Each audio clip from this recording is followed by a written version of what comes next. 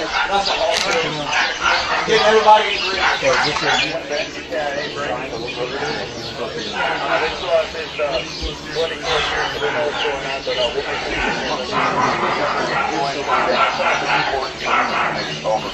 I can go over there and do those three.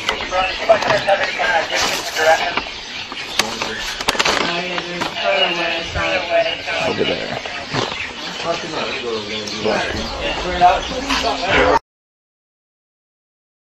تاسو ته ښکاري دا د افغانستان وزیر دفاع ملا یعقوب مجاهد دی.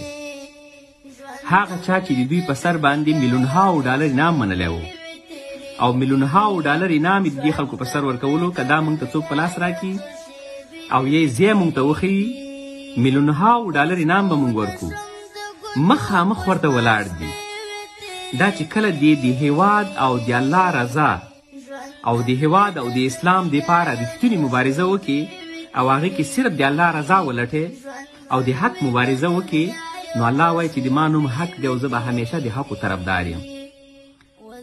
تاسو ته به نن دا ثابته شوي د حقو دپاره دا مشران راوتلي او د حقو دپاره یې مبارزه کوله.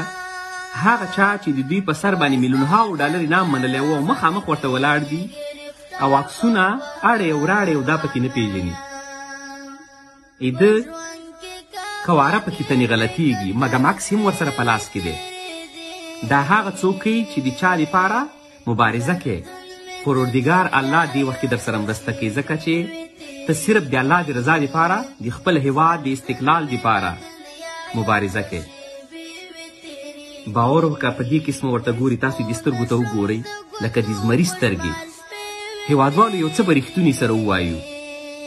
کله چې سړي ته په دې پوهیږي چې دغه کسان د ما د مرګ پسې ګرځي او ما ته راغلي مخامخ راته ولاړ دي او مړکۍ مې یا مې شهیدۍ نو په هغې وخت کې به یې د تا رنګ څومره زیړي.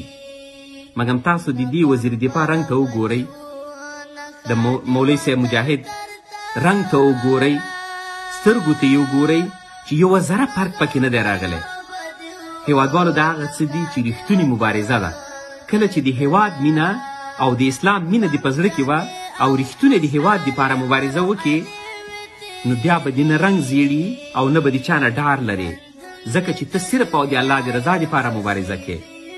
هیوادوالو دا پیغام در سره شیر کوي. ټول د دې هیواد دپاره مبارزه وکړي. ټول د خپل اسلام او د هیواد د استقلال دپاره رښتونې مبارزه وکړي چې دا هیواد د نړۍ سره نور سیال کړو.